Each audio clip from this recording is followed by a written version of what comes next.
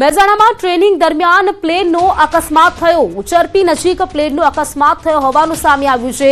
Training plane ગામના એક ખેતરમાં પડ્યું। અકસ્માતની ટ્રેની મહિલા પાયલટને ઈજા પહોંચી છે। મહેસાણામાં પ્રાઇવેટ કંપની પાયલટ માટે ટ્રેનિંગ આપી રહી છે, ત્યારે સ્થાનિક પોલીસનો કાફલો છે તે પણ ઘટના સ્થળે દોડી આવ્યો। ઈજાગ્રસ્ત ટ્રેની મહિલા પાયલટને સારવાર માટે ખસેડવામાં આવી છે। તો ઉચરપી નજીક પ્લેનનો અકસ્માત થયો છે। અકસ્માતમાં ટ્રેની મહિલા પાયલટને ઈજા પહોંચી છે। જે ખાનગી કંપની છે તે ટ્રેનિંગ કરાવે છે, તે દરમિયાન આ મહિલા પાયલટ છે ટ્રેનિંગ કરી રહી હતી। તે દરમિયાન જે પ્લેન છે તેનો અકસ્માત થયો હતો અને તે ખેતરમાં જઈને પડ્યું હતું। જો કે જે મહિલા પાયલટ છે ટ્રેની પાયલટ તેને ઈજા પહોંચી છે। હાલ તો તેને સારવાર માટે ખસેડવામાં આવી છે। પાણી પુરવઠા મંત્રી કુંવરજી બાવળિયાનું મોટું નિવેદન। ન્યૂઝ 18 સાથેની વાતચીતમાં તેમણે મહત્વનું નિવેદન આપ્યું છે। રાજકોટની આસપાસ હાલ કોઈ એવી ખરાબાની જમીન નથી કે જ્યાં ડેમ બની શકે। આવતા દિવસોમાં સૌરાષ્ટ્રના લોકોને પીવાના પાણીની સમસ્યાનો સામનો નહીં કરવો પડે। કુંવરજી બાવળિયાએ રાજકોટ સ્થિત આજી ડેમની મુલાકાત લીધી હતી। ડેમમાં પાણીની સ્થિતિને લઈને તેમણે માહિતી મેળવી હતી। કોઈ મોટો ડેમ બનાવવા માટેનું આયોજન એટલે નથી કે એટલી જગ્યા ખરાબાની કોઈ જગ્યા એટલી છે નહીં, અને સરકારી ખરાબાની જગ્યા ના હોય ત્યારે જમીન સંપાદન કરીને કોઈ મોટો ડેમ કરવો એ અત્યારના સંજોગોમાં ખૂબ અશક્ય છે। પણ છતાંય મીડિયમ ડેમ બનાવવા માટેનું અમે વિચારી રહ્યા એટલી જગ્યા મળશે તો ચોક્કસ એ માટે પણ। દક્ષિણ ગુજરાતની શુગર મિલોમાં સંચાલકોની બેઠક બાદ ભાવો જાહેર કરવામાં આવ્યા છે। ખાંડ ઉત્પાદન કરતી શુગર મિલોને શેરડીના ટન દીઠ ભાવો જાહેર કરવામાં આવ્યા।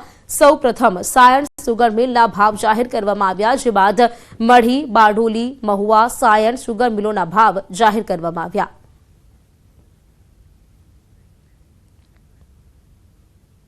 મોંઘવારીના સમયમાં જ્યાં ગરીબ એક સમયના અનાજ માટે વલખા મારે છે, ત્યાં બેદરકાર તંત્રને ગરીબના ભૂખની કોઈ કિંમત સમજાતી નથી।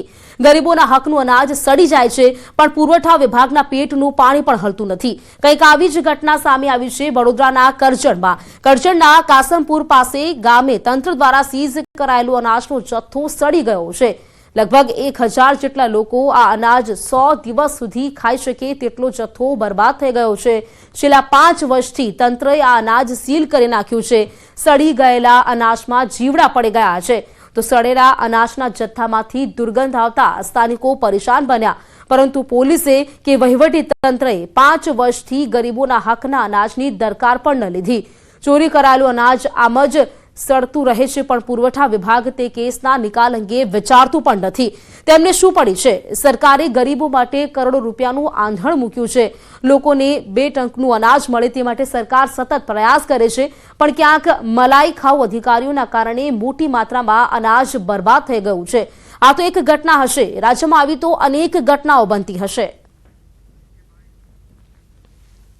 અહીંયાથી અનાજ ગંદકીને બદબૂ બહુ મારે છે, એને દૂર કરવામાં આવે અને આ અનાજ ગરીબના પેટમાં ગયું હોત તો ઘણી સારું રહેત। એમાં સરકાર આપણે પોલીસ તંત્ર અને વહીવટી તંત્રની બેદરકારીને લીધે અનાજ અહીંયા સડી ગયેલું છે, અને એના જીવડાઓ જંતુઓ ઘરોની માં આવી જાય છે, અને ઘરના અનાજ પણ સૂકે છે, ત્યાં પણ આવીને ઉડીને ઘરનું અનાજ પણ બગડે છે। અનાજ સડી ગયેલું છે અને એટલા બધા જીવડા અને દુર્ગંધ મારે છે કે આજુબાજુના ખડકીની અંદર એટલા બધી જીવાત હોંચ પડતા ફરે કે અમારે દરવાજા બંધ કરી દેવા પડે। અમારા ઘરનું અનાજ સડી જાય છે અને આજુબાજુ દવાનો છંટકાવ કરીએ ત્યારે અમારાથી બહાર ન ખોલાય। અહીંયા બહુ તકલીફ પડી રહી છે। બધું કિલ્લા અને જીવાત ને બધું 5 વર્ષથી કોઈ જોવા જ નહીં આવતું અહીંયા આગળ, અને અમે એટલા બધા હેરાન થઈ ગયા। ગંધ દુર્ગંધ જ એટલી મારે છે। ખરેખર ગરીબોના મોઢામાં જતું અનાજ આજે અહીં સડી ગયું છે, એટલે મારે તો એવું જ કહેવું છે કે જો આ કોઈના મોઢામાં ગયું હોત તો સારું રહેત। દક્ષિણ ગુજરાતની તમામ શુગર મિલોએ ખેડૂતો સાથે બેઠક યોજી હતી, જેમાં શુગર મિલોએ શેરડીના ટન દીઠ ભાવ જાહેર કર્યા હતા। ગત વર્ષ કરતા તમામ શુગર મિલોએ 30 થી 100 રૂપિયા સુધીનો ભાવ વધારો આપ્યો છે। કેટલાક વર્ષોથી સરકારનો હસ્તક્ષેપ ખાંડ ઉદ્યોગમાં પણ આવી જતા શુગર મિલના સંચાલકોએ 3600 રૂપિયા સ્ટોક વેલ્યુ નક્કી કરી હતી। ખેડૂતો અને પશુપાલકો સ્વાભાવિકપણે નારાજ છે કે મારા ઉત્પાદનના વધારે ભાવો એટલા માટે મળવા જોઈએ કે મને મજૂરીના ખર્ચમાં લોડ પડે છે, મને બિયારણના મોંઘું મળે છે, મને દવા અને ખાતર ફર્ટિલાઇઝર એના વધારે જ ભાવો ચૂકવવા પડે છે. એના પ્રમાણમાં જો મને મળતર નહીં મળે તો મારે ખેતી બંધ કરવી પડે આવનારા દિવસોમાં. આ વખતના ભાવની અંદર એવી આશા હતી કે ગયા વખત કરતાં 100 રૂપિયા વધારે મળે એવી આશા હતી, પણ એ આશા અમારી નિરાશ થઈ છે અને 25 રૂપિયા વધ્યા છે, 25 થી 50 રૂપિયા વધ્યા છે. અમને પોષણક્ષમ ભાવ જેવા લાગતા નથી. હજુ પણ ભાવમાં કંઈ ફેરફાર થાય તેવી અમારી માંગણી